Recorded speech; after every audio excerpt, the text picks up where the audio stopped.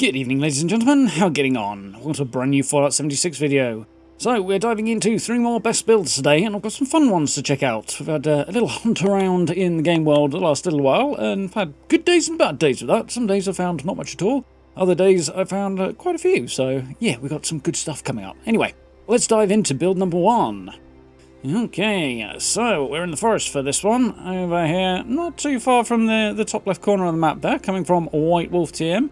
This one's an interesting one. I've said in previous videos that I'm not a big fan of the Atlantic City weather because you can't see much when people have that on in their camps, and when you want to explore, well, you want to see what they built, right? I get that they're going for atmosphere, but still, I think I'd rather see the actual building than, you know, just a load of shadows. But here we are with Skyline Valley weather doing, well, exactly the same thing. But nonetheless, despite the darkness, there's some really cool details, and in particular the details on this build, and I had a good time looking around it, hence why it's made its way into the video. Interesting that they've decided to sort of spill out across the whole road here in the forest. I'm not sure I understand the mindset behind that. I usually try and avoid doing that. Not that there's anything wrong with it or anything, but yeah, interesting difference in approach. We have a cool little entrance on the way here. My instinct there would be to put a door over that or something, or maybe a porch that sticks out further forward, but I kind of like that it's got that opening. Love the display area here. That is really nicely done, really well built up. I did something somewhat vaguely similar to that many moons ago, but I really like this one. Nice vault-tec theme, really well lit. There's a lot of blue neon in this, which is quite cool. And head on inside. I wonder where that random playing card came from. It's an odd thing. I've never seen that anywhere before. Or at least I've noticed it anyway. Lots of detail inside. As I say, this is definitely a hyper-detailed camp. Some really cool stuff in here. Lots of really cool Fashion Act masks and stuff. I've definitely had a successful time in the last run of Fashion Act, I guess. Surprised they haven't used any wallpapers. I think that actually might have improved things a little bit in some ways, but maybe not. I don't know. I could be wrong. Got an interesting merge going on with that bottom display there. Not quite sure why. Or maybe it's just two next to each other and they kind of overlap. There's something weird going on there. The combat rifle on the top looks too long to my eye as well. I don't think it actually is. I think it's just me not being used to seeing them, but interesting nonetheless. A little kitchen tucked under the stairs. This is nice and compact, but really looks apart. There's the eternal struggle with finding a cooking station that actually fits in with it, but what can you do there? On the other hand, this sort of sits under the stairs and is kind of believable, I think. It's a particularly believable part of the camp. I really like it. I could definitely see sort of small houses and flats and things like that using that concept for a kitchen. Definitely something I wouldn't be surprised to see in the real world. But cool stuff upstairs. No double-sided walls, which does come as a bit of a surprise up here. Love the hot tub in here, that with the lighting and all the kind of blue illumination and the planetarium lamp thing from the first season, way back when there. Even that little view over the asteroid really creates a cool kind of effect. A nice place to kind of chill and unwind, I am sure. Sophia's room is actually a little stark, I think. I feel like there's a bit more room for more detail and more decoration in there. I might have flipped her ally station around and put a bed in there or something for her and made it like a more of her space, but it's also possible this might be approaching the limit of the build budget, so it's always the eternal question, isn't it? Little clipping going on there, bit unfortunate. What can you do? Still, nice little space to crash out if you need to. Using the sliding vault-tec doors there to just basically make sure you've got the most economical use of the space, I suspect, there on the part of the player. Sophia's got herself right in the way at the bottom of the stairs, but fortunately, she teleports, so that helps. It's surprisingly easy to get through that gap at the bottom of the stairs. I didn't think it was going to be, but it went quite well. I do like the vault-tec light hanging up there as well. I suspect the game has decided to be awkward with the positioning of those surfboards, though, and the slight clipping going on there. Sometimes the game just decides it's clipping after the fact, and I've got a funny feeling that might be what's happened there. I really like the mannequins by the entrance there as well. There's some really fun stuff on display there. Lots and lots of details. Obviously, I've been through this camp a few times now, and I keep spotting new cool bits and pieces, so I do like that. And is that weather machine on fire? It looks like it is. Anyway, camp number 2. This one is over by the Whitesprings railway station. The Whitesprings in general, really, but right by the station. Popular place to build. I almost always see somebody in this place. potentially challenging to get your camp in if you are choosing this location. I see quite a lot of people attempting station-like builds to kind of match the platform on the other side, which is quite cool. This one's come out quite well. It's an interesting spot with a lot of presentation and display, and that definitely catches the eye. Those pillars are interesting. I think they're Enclave pillars. I think from the Enclave pack. I don't see them very often, which is cool. Like the power armor display right in the middle. That works really, really nicely. I think the presidential paint on the Union power armor as well looks great. The Halloween light at the bottom's a bit odd, but otherwise it's cool. All the workbenches out front where they're easily accessible. Of course, the drawback to doing that is the rest of the camp out back tends to get overlooked because you go for your workbenches and don't use the rest of the camp. Always a challenge with design, that one for me.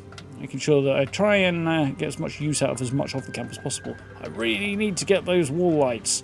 Ones from the Nuke event down in Skyline Valley. They are really cool. In fact, there's a few things from that event I need to do, so I might have to bite the bullet and spend some more time on public servers and run that event a bit more often, I think. There's a few things I need to. Can't get in there, unfortunately, but it's quite a small space, so I guess I'm not missing much. I can't quite put my finger on what it is, but I do like the presentation in that front space in particular. It's, yeah, can't quite put my finger on it, but I like it. I'll come around the back. Anybody know what that door is, by the way? Because I don't think I've seen it before. There's submarine vibes, but I definitely like the look of that. Protecting the generator, I think, there. Out back here, I've got a few trees around that really kind of tie everything together, which is always good. One of the good things you can do, though, with those trees in particular, apart from just adding a bit more texture and stuff to the surrounding area, is really kind of sort of enclose and tie things together if you don't want to wall your camp off, which, depending on your build style, you may not want to. Yeah, lots of details in here. It's cool. Never quite sold on the large quantities of water production. Always wonder why people are doing that. I know they're selling them for caps, but it just seems so unnecessary to me. I don't know. Anyway, that's a me thing. Heading on up.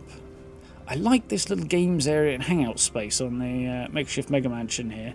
It's a good prefab, this one, but if you've got it in a camp with other stuff, it can be quite hard to get enough detail in it. I know people do struggle with decorating this thing.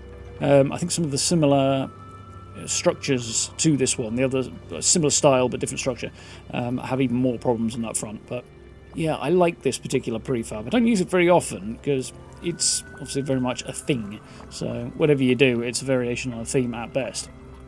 But yeah, they've done a great job of decorating this, I think, and everywhere looks at least reasonably well detailed, which is always cool to see.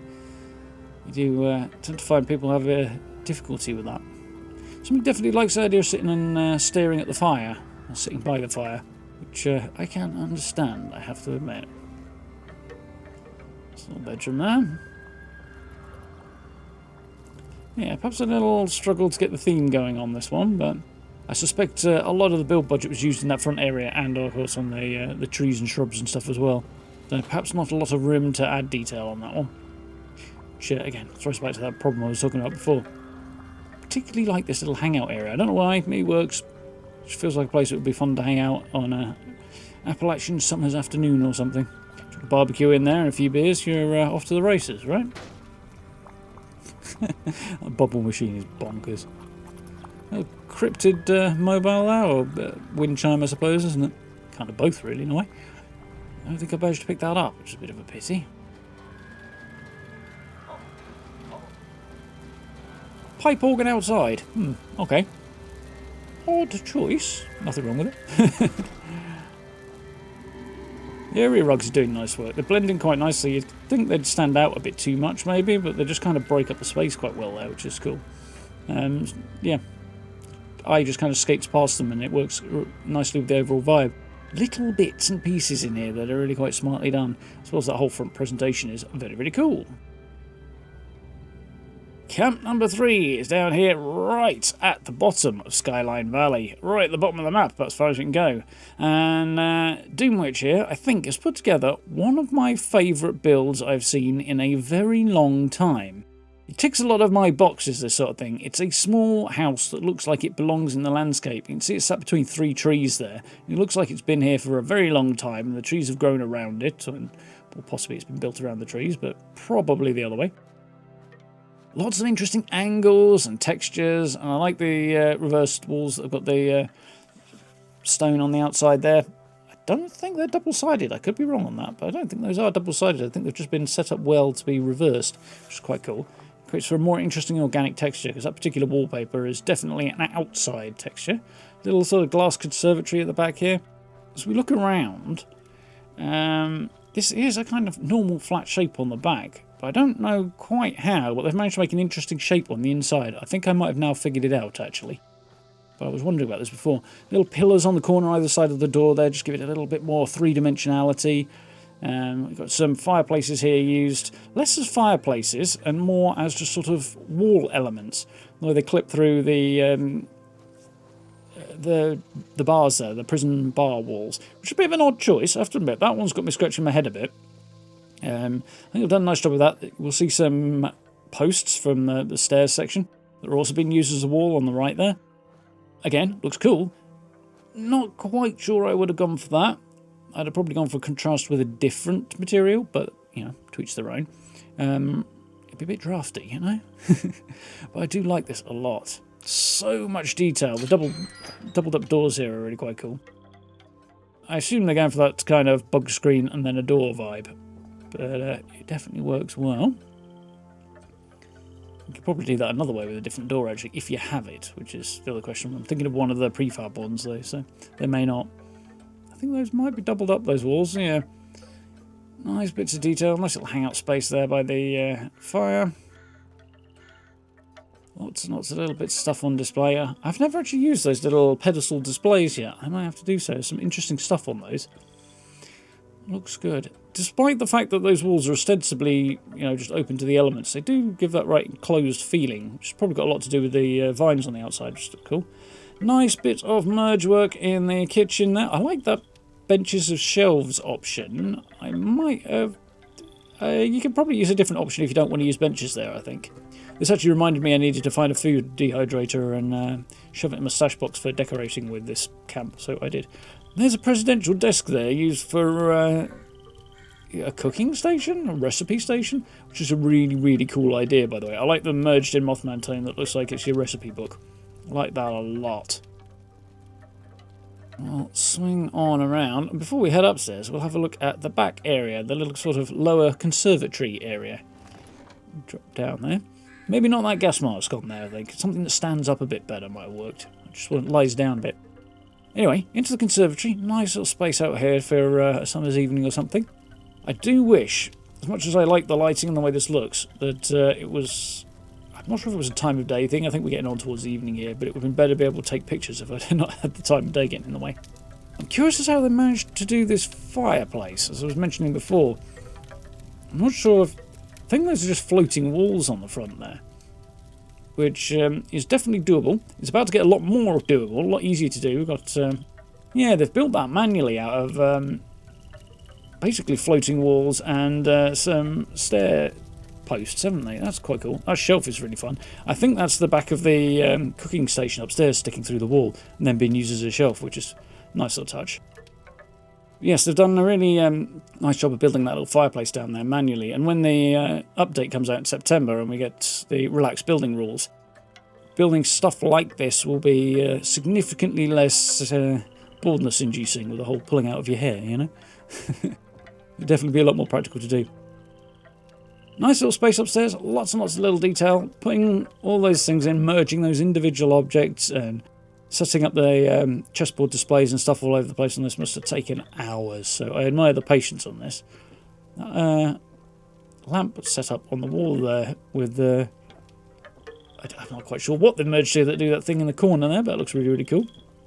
As we open this one up, we got a fun little double-doored bathroom. It looks like a really nice place to take a nice, relaxing bath. I love that little bench put over the bath as a kind of tray table, bath table thing. I don't know what you call them. But yeah, I like the look of that. It's cool. Some fruit, some wine, some candles. That'll be a nice bath. If you're really short, because that bath makes me think you would need to be short. Otherwise it just wouldn't work. Your knees would be in the way.